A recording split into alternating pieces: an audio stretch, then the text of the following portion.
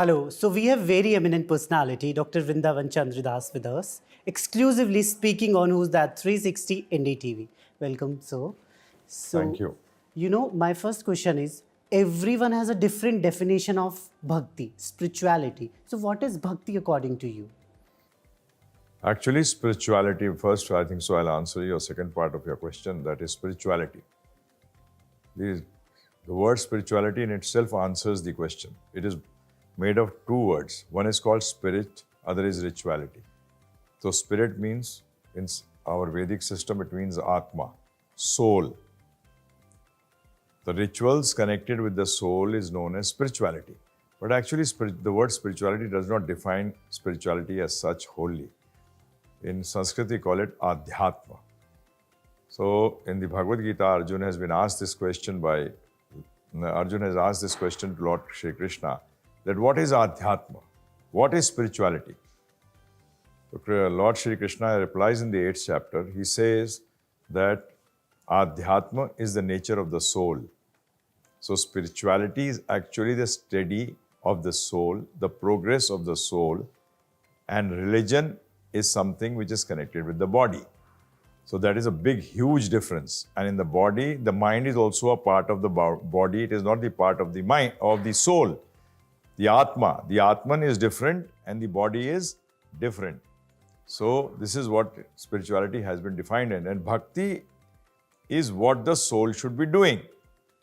So now spirituality, Adhyatma is something, the nature of the soul is to perform bhakti. And what is bhakti? Bhakti means that you are actually obeying the orders of the Supreme Personality of Godhead, Lord Shri Krishna or Shri Ramji. When you follow their orders, then it is considered as bhakti. And when you ask the Lord to follow your orders, it is known as chamchagiri. So better become a devotee than to become a chamcha. Okay. We often talk about the cycle of karma, good and bad deeds. So how these deeds of us govern our lifestyle, our life? If you see in your normal life also, आप red light तोड़ दीजिए. You don't stop at the red light. What will happen? You will get a challan, right? That is instant. In the same way, if you disobey the laws of nature, then what happens? Reaction will come. Sometimes it is instant and sometimes it takes time. Like today, you got cameras installed all over. If you break the speed limit, you don't get instant challan.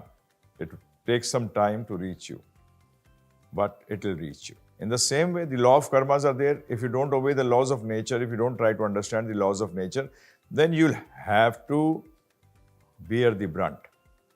You follow or you don't follow. That is in your hand. So this is what law of karma is. It is not theory of karma, because theory means it is still in the stage of hypothesis. Hypothesis maybe, maybe not. But this is law of karma. It is a law. So better know the laws and follow it. That's why in Bhagavad Gita, in the 16th chapter, the Lord tells Arjuna that a person who is not following the Shastras and working or doing any karma or any action or any activity without the sanction of the scriptures, working as he thinks what is right and what is wrong, then he will never be happy, will not attain the ultimate destination. So, this is what all law of karma is about. So what is the right way of doing bhakti? The right way of doing bhakti is basically following the scriptures under the guidance of this teacher, whom we call in Sanskrit as guru, also known as shikshak, also known as teacher. So you have to learn these scriptures. That's what you do in your material education also. Is it not that what you do? You go to the school, you go to the college, you study the books which are available outside also, but under the guidance of the teacher. He explains to you. So this is what the best way to do bhakti. So first of all, know that what is the orders of the Lord. Now, how do I know the orders of the Lord? What does He want from us? Why should we know that? Because He is the one who has created us. He has created this human form of life. He has created this world, this universe, why has He created it? When you get any new instrument in your hand, a new gadget in your hand, what do you do the first thing? You try to know the purpose of that gadget. Is it not so? Yeah, exactly. If you get a grenade and you think, I'll try to know it from my own self, that what it is, and you pull the pin, what will happen? Yeah, it would blast. It will blast when you're finished. In the same way, are we blasting our life or are we using it properly? So the first thing is that know the purpose of life. Follow the and from where would you know this? From the person who has created it. The gadget, whoever has invented it will tell you what is the purpose of that particular gadget. In the same way, this body has been stated to be gadget. Krishna says in the Bhagavad Gita, yantra. This is a yantra. Yeah. So yantra means an instrument. Instrument to fulfill what? For what purpose? So this is bhakti. So, we often talk about right and wrong, Yes. which is very subjective. Something is right for me, which is not right for you. If we are in such dilemma, so what is the right path? How to choose what is right and wrong? Actually, there are two aspects to this. One aspect is this: 2 into 2 is 4. Is it right for you and wrong for me, or right for me or wrong for you? It is universal. It is Universal. sorry. This is a wrong conception that something may be right for me. Now this, yes. The other part is this: you are sick. For example, you got a bad stomach and you've been advised not to take milk, but there is another person who's having a shortfall of calcium. So he is told to have milk. In that case, the treatment is different for both of them. But truths like 2 into 2 is 4, 2 3s are 6. Sorry, they don't change. In the same way, the right and wrong which affect your life do not change. They are same, they are universal, they are same for otherwise there will be a big problem. That for me, driving on the left side of the road is wrong because I've come from the States. In the United States, you drive on the right side of the road. And you come from, for example, you come from UK. In UK, you drive on the left side of the road. So now if you come to India, both of us come to India, and I think driving on the right side of the road is right, and you think driving on the left side of the road is right. You are right, I am absolutely wrong. Right? So we should know that where we are in this creation.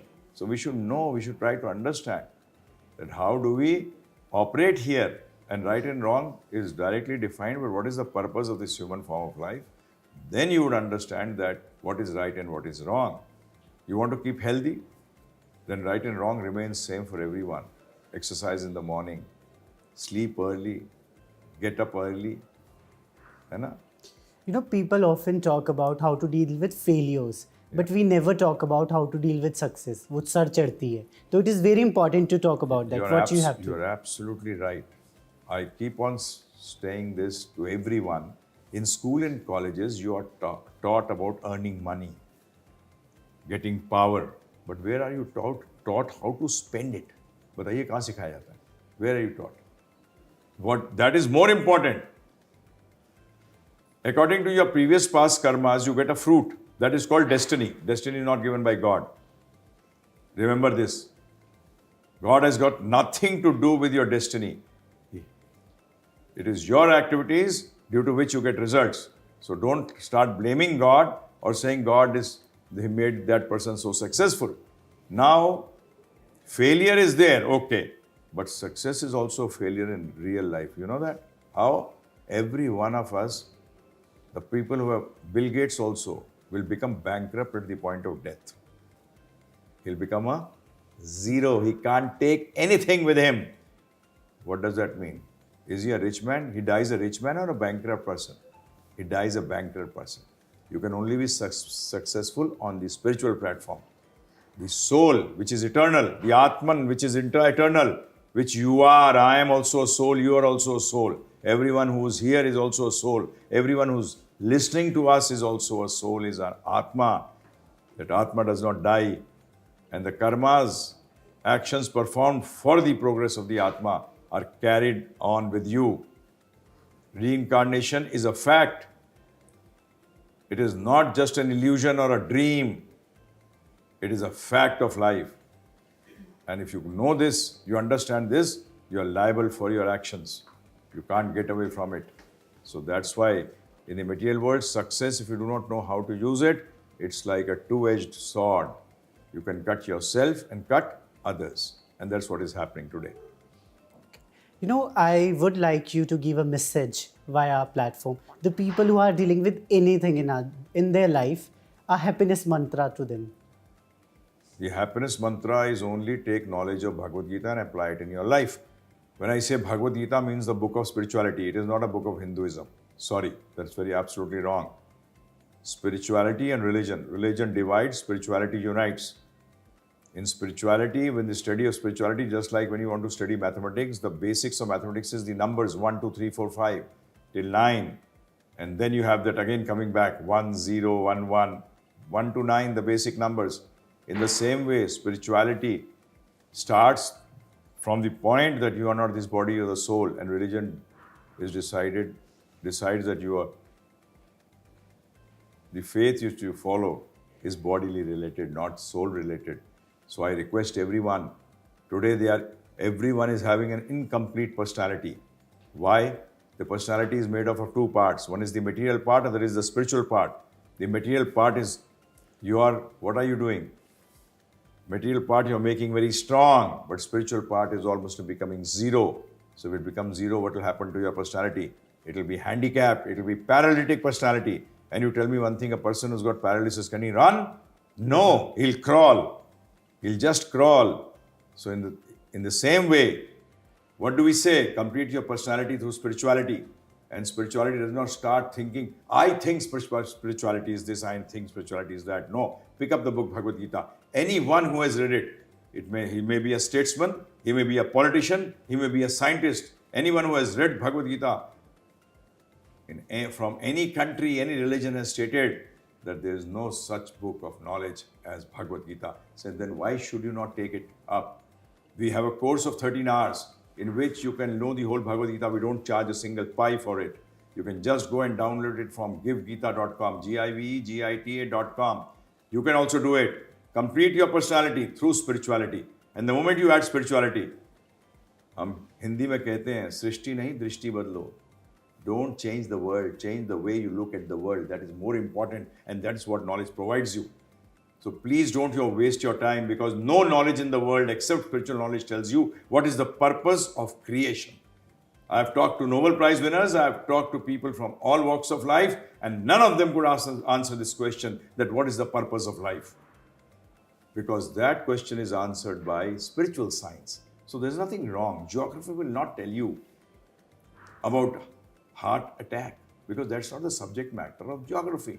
In the same way, it is not the subject matter of all the material subjects to tell you that what is the purpose of life and how to fulfill it. So spiritual knowledge becomes so very important. So my message to every one of you, whoever is listening to this, I request you with folded hands that please add this spiritual knowledge in your life and change the way you look at the life. Thank you very much. Thank you so much. That is for Aaron. Means a lot. Thank you. Thank you.